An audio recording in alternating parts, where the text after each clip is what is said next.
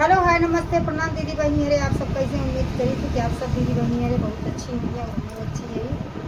तो हम शोभा daily blog लेके आए हैं बहुत ही सुंदर दर्द भरल ललनमा विवाह की। तो आप सब तो इनका जनते नहीं यहाँ के हैं, इनका बताओ जरूरत नहीं है। ऐसा नहीं बा दोस्तों, हम नीलम विश्वकर्मा और कौन से आई बटे दीदी की वीडियो बनाओ। तो दोस्तों आप सबको ले चलते हैं विवाह गीत में। पनिया भरन गईले बाबा के सागर वायर सबू के सागर वायर मेघाउरो काई हमारी राजे लालन वायर मेघाउरो कहीं हमारी रे लालन वायर पनिया भरन गए ससुरु के सागर वायर ससुरु के सागर वायर मेघाउरो कहीं हमारी रे लालन वायर मेघाउरो कहीं हमारी रे लालन वायर गोड़वत गोड़वत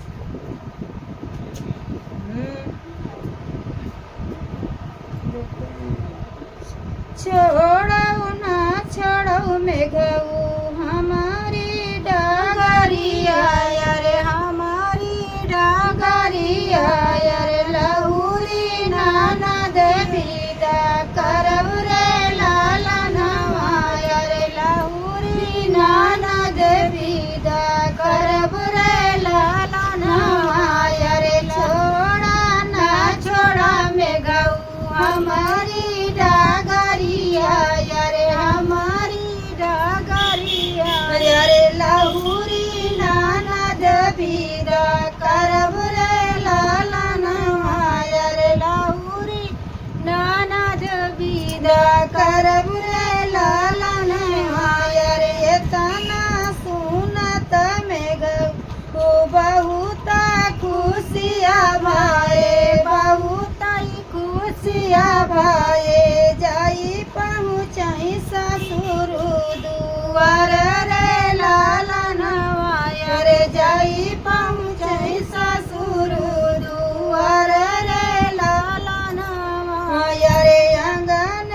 ही बाटू की भीतरे सरहज रानी भीतरे सरहज रानी विदा कर लहुरी नदिया रे लालन वायर विदा कर लहुरी नदिया रे लालन वायर नहीं तोरे गड़िया यर नहीं रे मोटरिया यर नहीं रे मोटरिया यर कैसे लइके जाबे ना नदी रे लालन वायर कैसे लइके जाबे ना नदी रे लालन वायर एतना सुनाई मेघऊ गाड़िया मांगा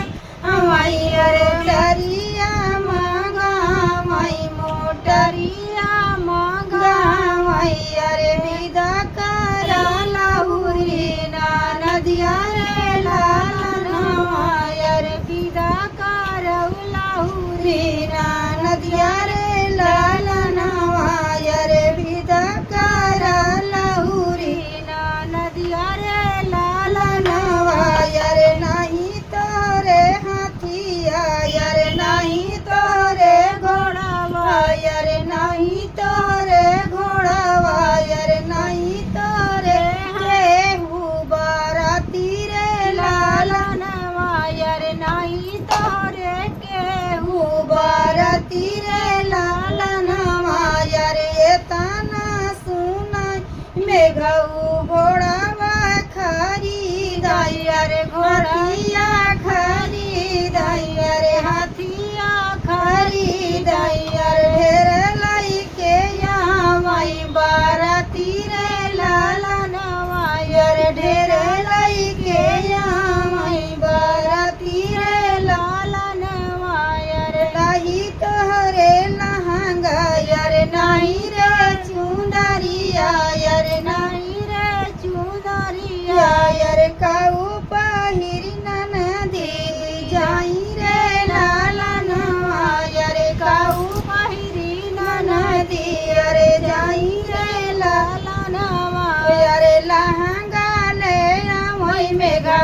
चुंदरी लैया मेघऊ चुंदरी लैया मैया रे चुंदरी पहिरे विदा होई रे ननदिया रे चुंदरी पहिरी विदा होई रे ननदिया रे चुंदरी पहिरी विदा होई रे ननदी रे विदा कराई मेघऊ रोडवा पे पहुँचैया रे रोडवा पे पहुँचैया रे गड़िया उड़ावई फूटा बाला रे लाला नवाया रे गड़िया उड़ावई फूटा बाला रे लाला नवाया रे तना देखते नदी रोवाई पीटाइया रे रोवाई पीटाइया रे मंगिया उजड़ी हमरा जाई रे लाला नवाया रे मंगिया उजड़ी हमरा जाई रे लाला नवाया रे कवना जन्म भाभिली बदलवाया रे ली बदलवाया रे मेघऊ उड़ाई फूटा बल रे लाला नवाया रे मेघऊ उड़ाई फूटा बल रे लाला नवाया। तो दोस्तों ये विवाह गीत कैसा लगा आप लोग कमेंट में जरूर बताइएगा। देख ले जब हो जाइयो का करी नंदी के साथे देखा तो दोस्तों मेघा के साथे बताओ ना दिया है। आपन जान छोड़ावे घरे मेघऊ से अपने ननद के विवाह करे।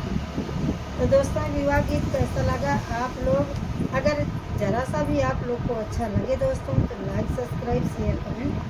जरूर करना दोस्तों। फिर मिलेंगे नए वीडियो के साथ, तब तक के लिए बाय बाय।